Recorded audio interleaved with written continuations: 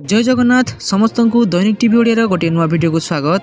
तो देश विदेश आरंभ करी किछि गुरुत्वपूर्ण खबर विषय रे चलंतु नजर पकाई नबा। तेणु आम वीडियो को शेष पर्यंत देखुथांतु। आम वीडियो भल लागिले आम वीडियो गोटे लाइक करी चैनल को सब्सक्राइब कर देबे एवं शेष रे आपण माने कमेंट माध्यम रे जणाइबा को भूलिबेनी आपण माने केउ जिल्ला रु आम वीडियो को देखुछंती।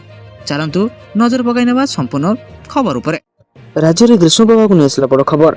29 तारिख जाए तातीरु नहीं निस्तार आहरी ततल तावारे भाजी हेब सारा ओडिशा। विभिन्न जिला को रेड ऑरेंज और येलो अलर्ट जारी कर दैछि। पश्चिम ओडिशा रे आकाश रे अग्नि वर्षा जारी रहिबो। संबलपुर बलांगीर बौद्ध जिला को रेड अलर्ट जारी कर दैछि। सेहिपरि उपकूल जिला गुड़िक मध्य येलो अलर्ट जारी कर दैछि। सेहिपरि बलांगीर बौद्ध जिला को रेड वार्निंग जारी कर दैछि। झारसुगुड़ा सोनपुर कलाहांडी और नुआपड़ा जिला को ऑरेंज अलर्ट जारी कर दैछि। उपकूल और दक्षिण ओडिशार अधिकांश जिला को येलो अलर्ट जारी कर दैछि। पश्चिम ओडिशा रे 45 डिग्री ऊपर रहउछि तापमात्रा।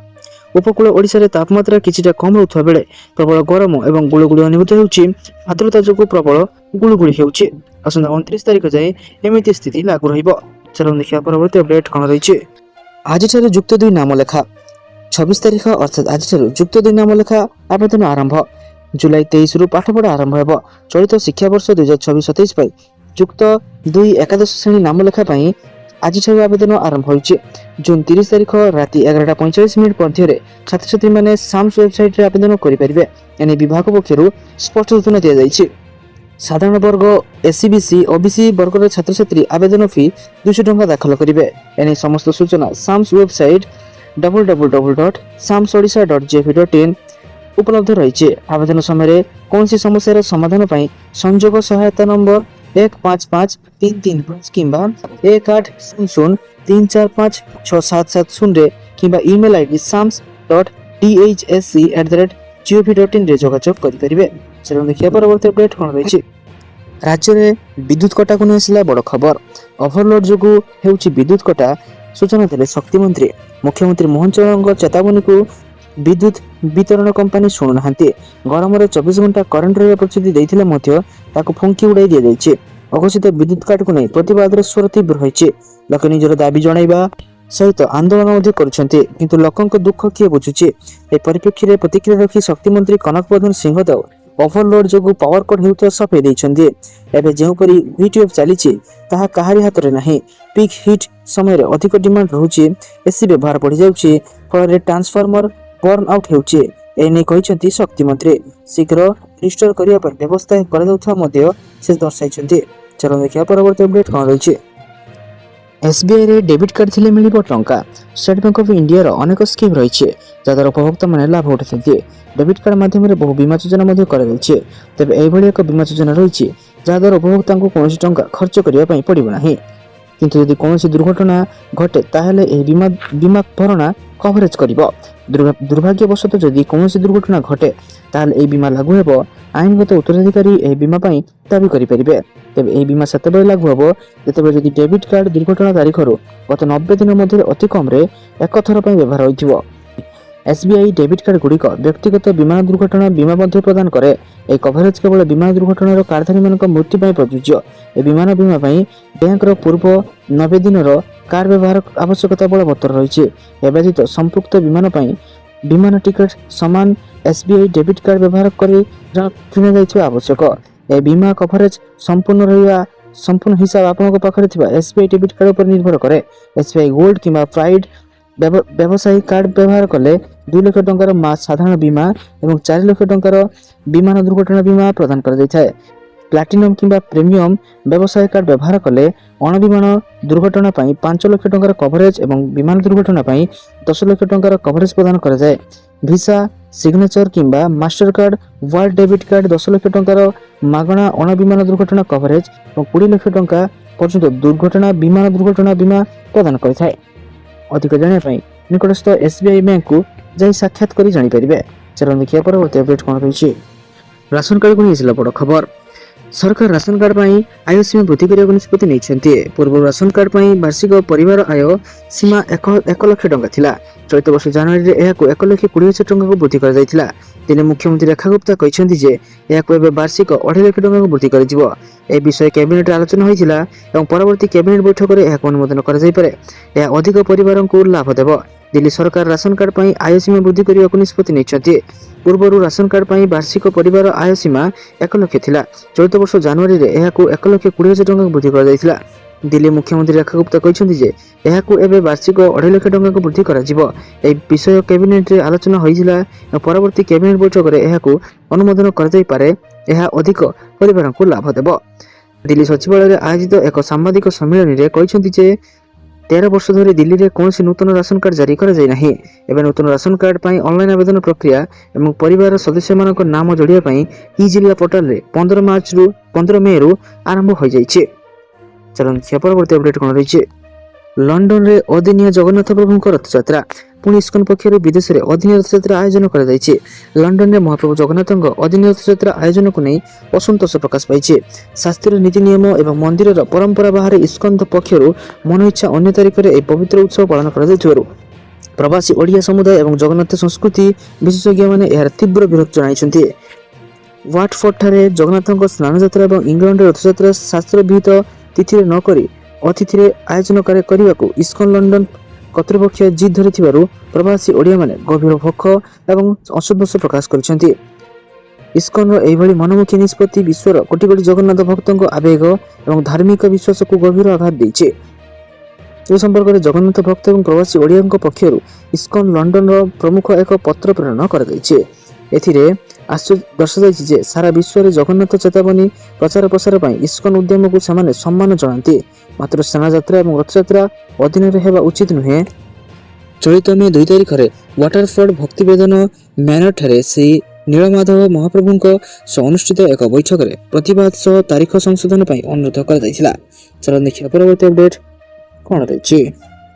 ବରଗଡ଼ରେ କାଳବୈଶାଖୀର କରାଳ ରୂପ। ବରଗଡ଼ରେ କାଳବୈଶାଖୀର ତାଣ୍ଡବ।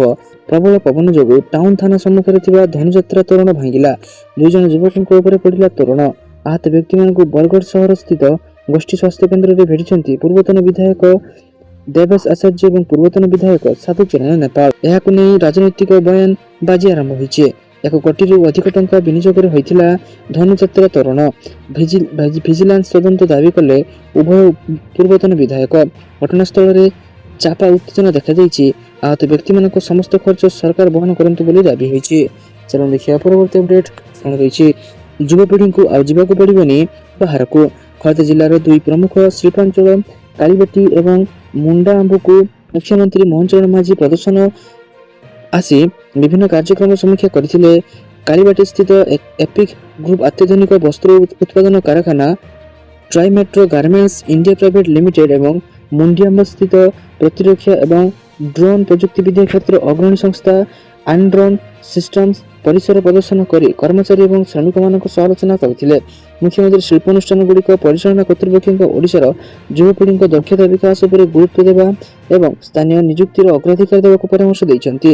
ଏହି ଅବସରରେ କର୍ମଚାରୀଙ୍କ ରହିବା ନିମନ୍ତେ ଅତ୍ୟାଧୁନିକ ହଷ୍ଟେଲ ନିର୍ମାଣ କରାଯିବା, ସେମାନଙ୍କ ଯାତାୟାତ ପାଇଁ ବିଦ୍ୟୁତ ଚାଳିତ ବସ୍ ବ୍ୟବସ୍ଥା କରିବାକୁ ମୁଖ୍ୟମନ୍ତ୍ରୀ ଘୋଷଣା କରିଛନ୍ତି। ଚାଲନ୍ତୁ ଦେଖିବା ପରବର୍ତ୍ତୀ ଅପଡେଟ୍ କଣ ରହିଛି। ଭାରତ ଆମ୍ବକୁ ମନା। ଜାପାନ ଚଳିତ ସିଜନ ଲାଗି ଭାରତରୁ ଆମ୍ବ ଆମଦାନୀ କରିବାର ରୋକ ଦେଇଛି। ରପ୍ତାନୀ ବେଳେ ଭାରତୀୟ ଟ୍ରିଟମେଣ୍ଟ ସେଣ୍ଟର ଗୁଡ଼ିକରେ ଭିତ୍ତିଭୂମି ଅଭାବ ତଥା ମାନକକୁ ନେଇ ଏଭଳି କଟକଣା ଲଗାଯାଇଛି। ଏଭଳି କଟକଣା ଯୋଗୁଁ ଜାପାନ ବଜାରରେ ଭାରତୀୟ ଆମ୍ବ ରପ୍ତାନୀ ଅଟକି ଯାଇଛି। ଏହି ଆମ୍ବ ଗୁଡ଼ିକ ମଧ୍ୟରେ ଡ୍ରାଗନଫ୍ଲାଇ, କେଶର, ଆଲଫାନସୋ, ଲଙ୍ଗଡା ଭଳି କିସମର ରହିଥିବା 3 ଅଧିକାରୀ ସୂଚନା ଦେଇଛନ୍ତି। ତେବେ ଏବେ ଯାଏଁ କେନ୍ଦ୍ର ସରକାର କୌଣସି ପ୍ରତିକ୍ରିୟା ଦେଇନାହାନ୍ତି। ମାତ୍ର ଏଭଳି ଘଟଣା ଯୋଗୁଁ ବିନା କୌଣସି ସମାଧାନରେ ଏପ୍ରିଲ-ଜୁନ ଅବଧିର ଆମ୍ବ ରପ୍ତାନୀ ସିଜନ ଶେଷ ହେବାର ଆଶଙ୍କା ରହିଛି। ଶେଷରେ ଇଦ୍ ଉଲ୍ ଜୁହା ଛୁଟିକୁ ନେଇ ଦ୍ୱନ୍ଦ୍ୱ ଦୂର ହୋଇଛି। ଆସନ୍ତା 27ରେ ନୁହେଁ 28 ତାରିଖରେ ଇଦ୍ ଉଲ୍ ଜୁହା ପାଇଁ ସରକାରୀ ଛୁଟି ଘୋଷଣା କରାଯାଇଛି। ଏନେଇ ସରକାରଙ୍କ ପକ୍ଷରୁ ଏକ ବିଜ୍ଞପ୍ତି ଜାରି କରାଯାଇଛି। ଏହି ବିଜ୍ଞପ୍ତି ଅନୁସାରେ 28 ତାରିଖରେ ସରକାରୀ କାର୍ଯ୍ୟାଳୟ, ମାଜିଷ୍ଟ୍ରିଆଲ ଅଫିସ ବନ୍ଦ ରହିବ। ପୂର୍ବରୁ ସରକାରୀ ଛୁଟି ଲିଷ୍ଟରେ 27 ତାରିଖ ଇଦ୍ ଉଲ୍ ଜୁହା ଉପଲକ୍ଷେ ସରକାର ଛୁଟି କରିଥିଲେ। ଚାଲନ୍ତୁ ଦେଖିବା ପରବର୍ତ୍ତୀ ଅପଡେଟ୍ କଣ ରହିଛି। ଏସ୍ଆଇଆର୍ ପାଇଁ ସମୟର ବଡ଼ ପରିବର୍ତ୍ତନ। ରାଜ୍ୟ ପ୍ରମୁଖ ନିର୍ବାଚନ ଅଧିକାରୀ ସିଇଓ ସୋମବାର ଏସ୍ଆଇଆର୍ ପାଇଁ ସୂଚନା ବଡ଼ ପରିବର୍ତ୍ତନ କରିଛନ୍ତି। ରାଜ୍ୟରେ ବଢୁଥିବା ହିଟ୍‌ୱେଭ୍‌କୁ ଦୃଷ୍ଟିରେ ରଖି ସିଇଓ ମଧ୍ୟାହ୍ନ 12ଟାରୁ 3ଟା ପର୍ଯ୍ୟନ୍ତ ଫିଲ୍ଡ ଭିଜିଟ୍ ନ କରିବାକୁ କର୍ମଚାରୀଙ୍କୁ ପରାମର୍ଶ ଦେଇଛନ୍ତି। ଏପରି ସକାଳ 6ଟାରୁ ପୂର୍ବାହ୍ନ 11ଟା ପର୍ଯ୍ୟନ୍ତ କାମ କରିବା ପରେ ଅପରାହ୍ନ 4ଟାରୁ ସନ୍ଧ୍ୟା 7ଟା ପର୍ଯ୍ୟନ୍ତ ଫିଲ୍ଡ ୱାର୍କ କରିବାକୁ କର୍ମଚାରୀଙ୍କୁ ଅବଗତ କରାଯାଇଛି।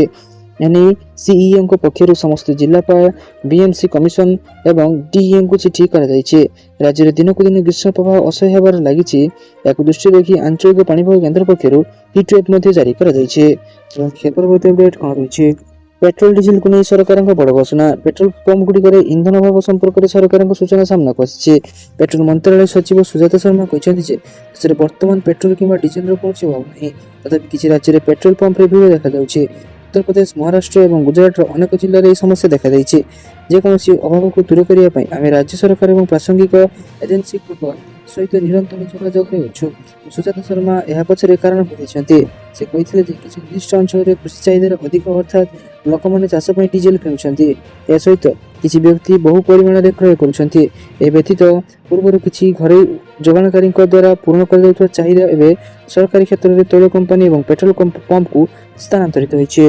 परवर्ती अपडेट कोन रहिछे इबोला भाइरस को नै भारतर बड़ एडवाइजरी समग्र विश्व में पुणी थे एक महामारी नहीं आशंका इबोला को नहीं चिंतार सारा विश्व आफ्रिकार किसी देश में इबोला भाइरस मामला बढ़िबार लगी स्वास्थ्य संगठन तरफ इबोला हेल्थ इमरजेंसी घोषणा कर विश्व स्तर में विपद बढ़ुवा देखिए भारत सरकार तरफ अलर्ट जारी कर डेमोक्रेटिक रिपब्लिक ऑफ कॉन्गो एवं उगांडा रे इबोला मामला द्रुत गति व्यापार लगी यार गंभीरता को नहीं WHO अंतरराष्ट्रीय स्वास्थ्य नियम अधीन इबोला को ग्लोबल हेल्थ इमरजेंसी घोषणा कर केंद्रीय स्वास्थ्य और परिवार कल्याण मंत्रालय भारतीय नागरिकों जरूरी ट्रैवल एडवाइजरी जारी कर परवर्ती अपडेट कौन रही बढ़िला रेल कर्मचारी दरमा हाई स्पीड ट्रेन संपर्क में गुरुत्वपूर्ण निष्पत्ति नहीं भारतीय रेलवे देशव्यापी 155 ट्रेन को एक नूतन हाई स्पीड वर्ग में पुनः वर्गीकृत कर निष्पत्ति लोक पायलट गार्ड एवं चलुवा कर्मचारी सीधासख लाभ देवा स्थिर कर